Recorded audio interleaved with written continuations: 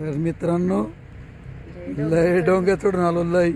करवंदाच्या झाडापाशी हो का ही करवंदाची जाळी झाड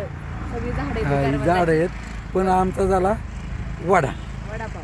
वडापाव नाही वडा झाला फक्त करवंदच कारण एवढा डोंगर चढून आलो मित्रांनो करवंद बघायसाठी खास करवंदाच्या झाडांना करवंदच नाही करवंदच नाही झालं पाऊस नव्हता ना यावर्षी जास्त त्याच्यामुळे आता पाऊस पडल्यामुळे झाड फुटलेत तर जास्त पाऊस काळ असल्यावर जास्त असं दिसली लगबगतात करवंद झाड भरतात आणि काय झाले आताची बाग फुटायला आले गवत बी कसलं फुटले बघा डोंगरावर करवंदाच्या जाळ्यात करवंदाचे किती आहेत करवंदाची झाड आहेत सगळी आणि चला आज चाललोय आम्ही फिराय आम्ही आलोय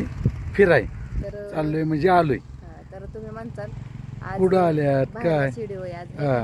कसं होतं रोज तेच किचन तेच ॲक्शन तेच सगळं बघून बघून तुम्ही पण वैतागत असतात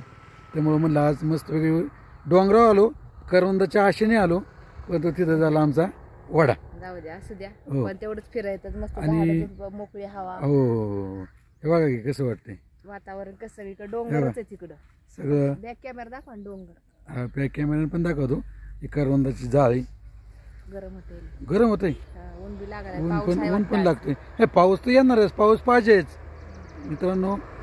पाऊस हा पाहिजेच आणि पुरंदर बारामती इंदापूर भागात आहे ना भरपूर पाऊस झालेला आहे त्यामुळे लोकांच्या आता झाल्यात पेरण्या चालू सगळे शेतकरी वर्ग झालाय आनंद आता परत आज पण संध्याकाळी येईल पाऊस 4-5 वाजले की पावसाला सुरुवात होती म्हणजे घंटा